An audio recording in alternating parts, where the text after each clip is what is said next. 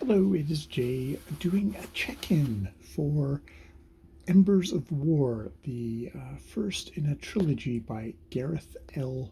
Powell, a sci-fi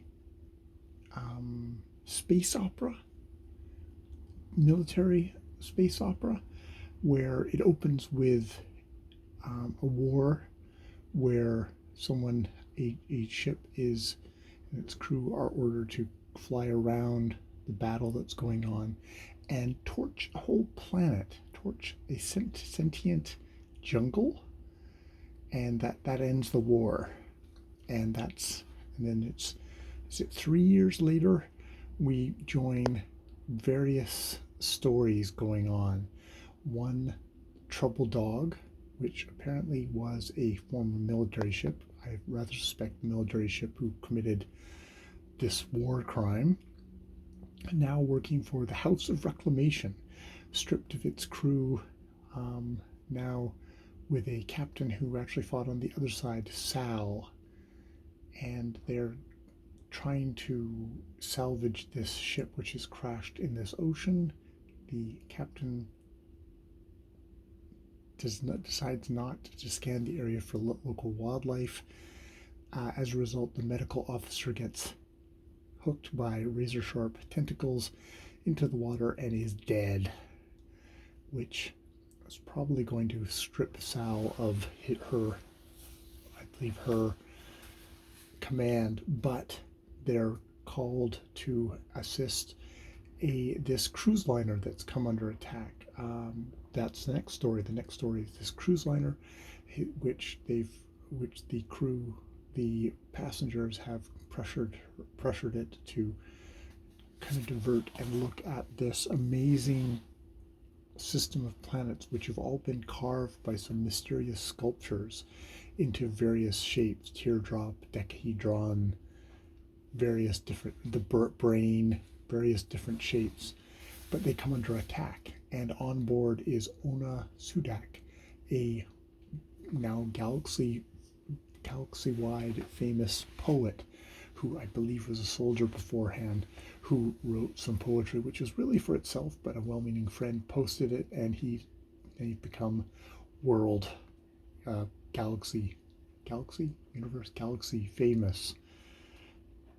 And he's got a male lover.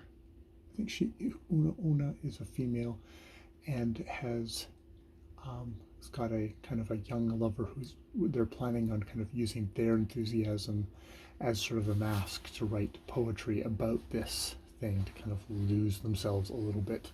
Just wants to forget about the war and being asked about it continually, and is sort of seen as a symbol of a new rebirth or something, but it comes under attack.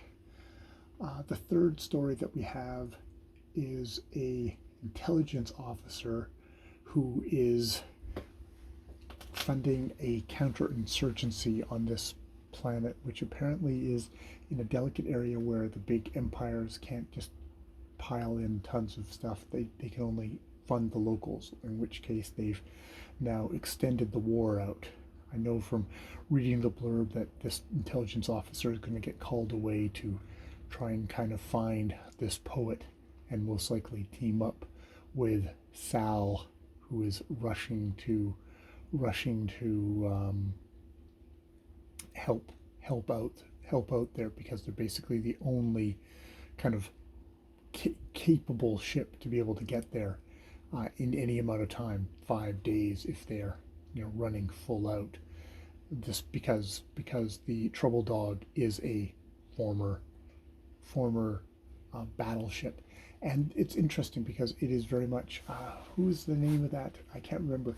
This is where you have super AIs are contained in these ships, are a part of these ships, are these ships, and it still has that kind of itch for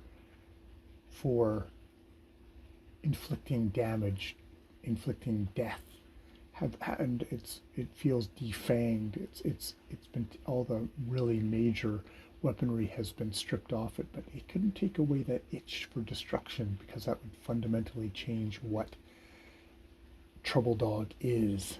So that is so far what we have. Fairly clean, popping between the narratives at a fairly high clip, sort of mimicking the whole thing of a television show in a way that way. And actually, coincidentally, when I was looking at this, indeed, this series is getting prepped for a TV show. So I guess we'll see how that goes, but I can see structurally how that might be the case, where it's pacey as it was. All right, I will leave it there. That's my little introduction to Embers of War by Gareth L. Powell, a 2018 work. And the other 2 volumes of the series are in the library in audio, so if I like this, I've got more listening past that point. All right, I've been Jay. More videos later.